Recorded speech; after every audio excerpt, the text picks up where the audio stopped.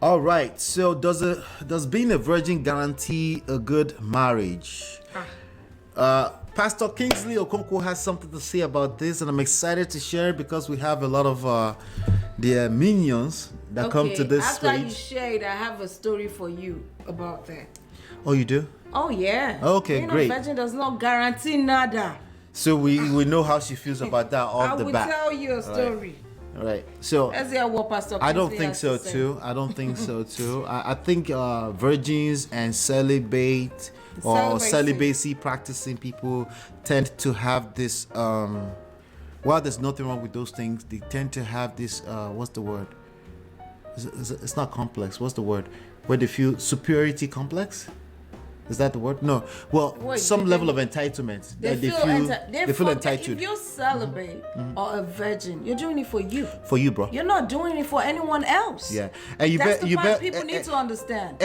When you say for you, you better identify crystal clear purpose while you're doing it outside of intersexual or interrelationship with a woman or a man. If your sole reason for being a virgin or being celibate has to do at the very core with relationship with a woman or a member of the opposite gender, that's where you go wrong, because you're going to build entitlement around that mindset and it will backfire really, really badly, because that tells me that you're not learning how your brain as a human being, not as God or angel, works when it comes to sexual attraction. That means you're not even doing any work around that. And that shit will backfire.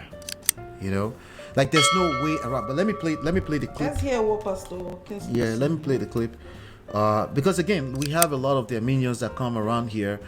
Because we push back against Pastor Mildred, even though there's a part 2 where we kind of embrace her and we love her, but whatever. No, but people see what they see. It's okay. No, they can read our bullshit too. What bullshit? No, as in like we mean what we mean. While it's okay to agree to disagree, but we mean what we mean, and it's not a bash, right? I meant what I said. Right. What does that mean? I hate the lady? No, I don't.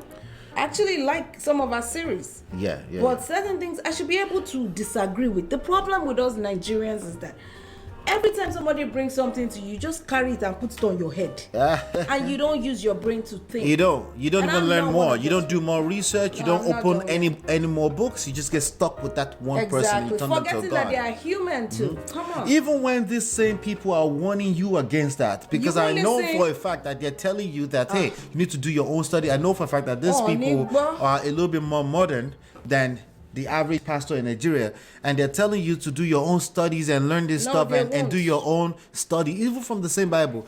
But no, you won't. You just get stuck on that Bible verse that they give you on Sunday, and you keep requoting that all over the place, and you think it becomes absolute, and then you're wrong. And right? they are the same people that will come out later and say, "Oh, this pastor scammed me. Oh, this pastor did this to me." Same people. When you were running after pastor left, right, and center, not thinking with your brain, you didn't know what you were doing. Yeah. So with that being said, we are. At least we are a fan of their brand and their ministry. I like their series. So, but no, we still push against it that a woman cannot pick who she will be able to submit to 5 years later. Now that's not how that works. Okay, she can pick who she's able to submit to now. But that's how do you know? That's not the end of it. Okay, people evolve. How do you know what this person is going to be? So before we change topic, we're just saying 5 years. No absolutes. Oh yeah, you should listen to the whole series. No, shut the hell up. We know what we listened to the series. Okay, not only did we, but that statement by itself is a blanket statement that it went viral, and people like you can take wrongly, and then we had a different context around it. And just like this one, go and become a virgin. That's how God wants you to just obey Him and all this. Let me hear this now. Anyway, let's hear what Pastor Kingsley has to say. Hear it. I beg. I want to hear it. Still learn about marriage, because many virgins think just being a virgin, God owes me. No. Oh, he's speaking my language. Whoa, let's play.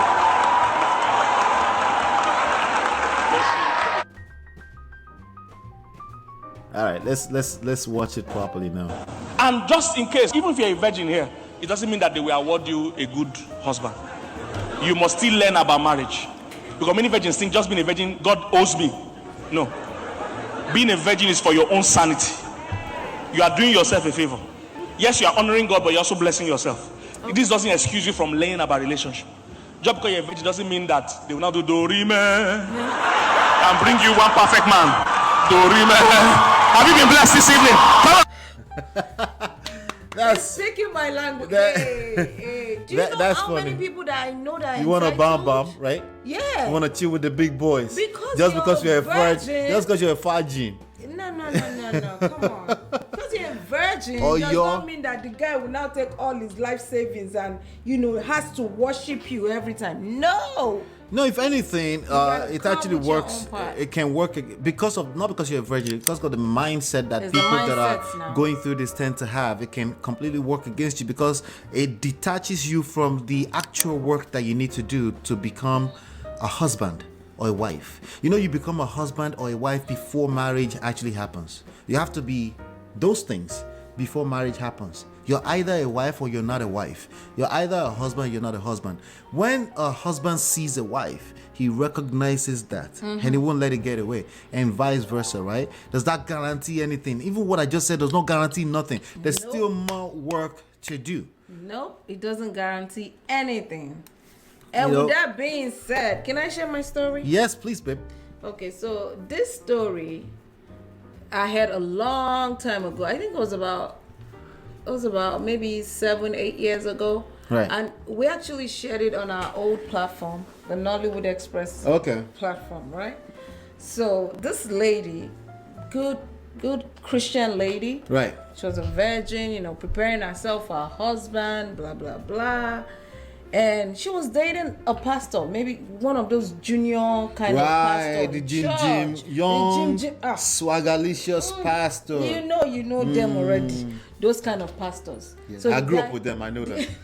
We know the guy travels abroad every now and then, And so when they got married, right, and she got very sick. Okay. She just got very sick, and then she went to the hospital. When she got to the hospital, they told her she had HIV. And she was like, how is that possible? I'm with I'm a Jim virgin. Swagalicious pastor. I gave myself to my pastor. This lady was the one that shared her story. She gave herself to this pastor. Right. And she didn't understand. She was totally confused. I'm confused right now. So now, it turned out that the guy didn't even know he contacted the disease. Of course, it's a pastor that is doing. But she's a virgin, or she was a virgin. She was a virgin. Okay, so she's no more a virgin. But she gave her virginity to the swagalicious pastor. Exactly. Right. But this pastor had, slept to all kind of, whatever. Right, because he's a pastor. He has swag. I mean, he attracts all those girls in church that their body says something else, didn't know that but their mouth says something else. Okay, go ahead. He didn't know he had HIV until he gave it to his wife. What am I trying to say? That's kind of a very unfortunate story. That's very unfortunate. That's very sad. Yeah. It's a very sad story. But when you say that, does being a virgin guarantee a good marriage? It might not even be HIV. It might not be STD. It might not be any of those things. Right. But like you said, you still have to work on your relationship. Yes. Just because you work on yourself virgin, and your ability to be able to maintain long-term relationships. I feel like a lot of people are entitled, especially because I know a few. Okay. Oh, I'm a virgin. Okay. Yeah. If you're a virgin, don't be announcing yourself. No. Actually, your blind spot is now bigger suddenly. If you're 40 or 30 and you're still a virgin, I give you a pat on the back, but don't go around that. That's not the congratulations. Accolade. That is not the accolade. Right. I can guarantee you people are looking at you sideways. First of all, people are looking at you like, why are you still a virgin at this age? Like this. Have you never been in a relationship? Is something wrong with you? Yeah. If you're a virgin, you're a virgin. All the questions naturally comes to the mind, like why, You want to know more, right? Oh, maybe you shouldn't.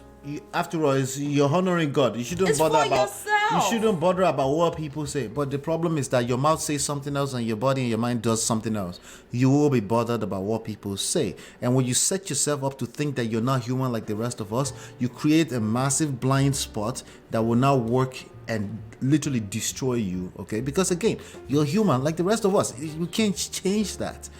You cannot and the change worst that. one is I've heard stories, ton of stories. Yeah. The woman will start, oh, I gave myself to this man. I did this for him. I did that for him. And yet, look at what he did to me. Yeah. And for me, that's when I want to be like, come on. You did that for you first. It's an honor for you. For you. Maybe for your family too. For you. And for God. Yep. Not for the You guy. do it to honor God, you do it to honor yourself. So if the guy now makes a mistake or he fails, it's not, because you're a virgin doesn't mean that he's not human. Yep. He's still human. He can fail. So don't have entitlement. Yep. Relationships have to be built. You have to work with what you have. You have to make the best out of what you have. Don't expect because you're a virgin you're going to get mansions. It doesn't work that way. No, you're going to the extreme. You're going to get a good marriage. People, so somebody can easily answer you now. Say, I don't want mansion. I just want a good marriage. How do you answer that? But a good marriage. Are you saying virgin guarantee good marriage? No, it doesn't. All right. So what it's I'm no, saying period. is what guarantees good marriage is working on it on a daily basis. Yes. It's not even just stopping and say, oh, we're good yesterday, so we'll always be good. Yes. No, it doesn't determine that's where the limitations moment to moment. Yes. That's where the limitations of vetting before marriage comes in. There is limitations to that too. Right. Because you don't know what you don't know. You don't have know. any experience. Vetting is cool. Being a virgin is cool, but that's the bare minimum. Being faithful and honest and all these different things that they teach you in church is cool. They're the bare minimum. The work is in every day for the rest of your life until it becomes second nature, because eventually, because you're human too, you just kind of know, because you've practiced it long enough, what makes her happy or what makes him happy, right? And no, discounting that people should not go into marriage to want to be happy does not help.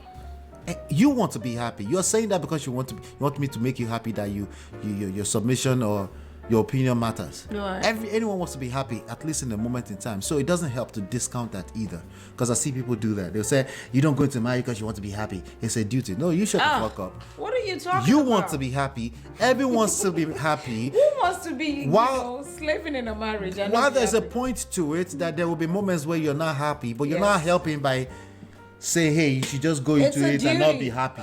Excuse me? I don't know if you think you're helping. No, you're not helping. If anything, again, people have the power of choice. They can choose not to be in a marriage, and they can. Right. And there's a lot of young people saying that now because you keep running your mouth and say it's not about happiness. Okay, then screw marriage then. Then you have people going, like in Edo, to go and have, surrogate babies, because they think all kind of things is happening right now, right? So you're not helping by discounting the value of happiness, even though we know that the limitations of happiness is in moments. Right. But again, moments makes up experiences, makes up a life, right? Mm-hmm. So I don't know why people do that anyway. But and again, so if you want a good marriage, like we said, you have to keep working on it moment. Why should we keep working on it since it's because we don't know what can happen tomorrow? Okay, so I don't want marriage. Now. Okay, I don't want marriage then. I just want to be by myself. myself. Then don't be married. But do you want a relationship? Even if you are not married, in a relationship. She's selfish. I'm just saying. You're selfish. In a relationship, you still have to work on it to get the Why results do you work on your marriage if it's just all work? It's not all work. How come you don't talk about that part? What about the part that is not all work? I mean, I know you're not trying to sell people on marriage, because we shouldn't be selling people on marriage. But how come we don't talk about the part that is not all work? I don't want to force people to do things that they don't want to do. It's a free world now. You can decide to marry or not. Marriage has its benefits if you get. What are the benefits? How come we don't spell them out? Well, I don't know. It's not my place to sell marriage, baby. All right. So if we have to sell you marriage, I think you don't belong in marriage. I think that's what she's trying to say. I think you have the freedom to do you. I think everyone has the freedom to do that. I do think that, in fact, marriage is extremely beneficial. I do think I need you to ask me explicitly how is marriage beneficial before I get myself into trying to sell you on that. I think most people that are listening that are our audience, they already know that marriage is extremely beneficial. In fact, you want it. That's why you're probably here. So we don't really have to waste much time on that. So let's move on.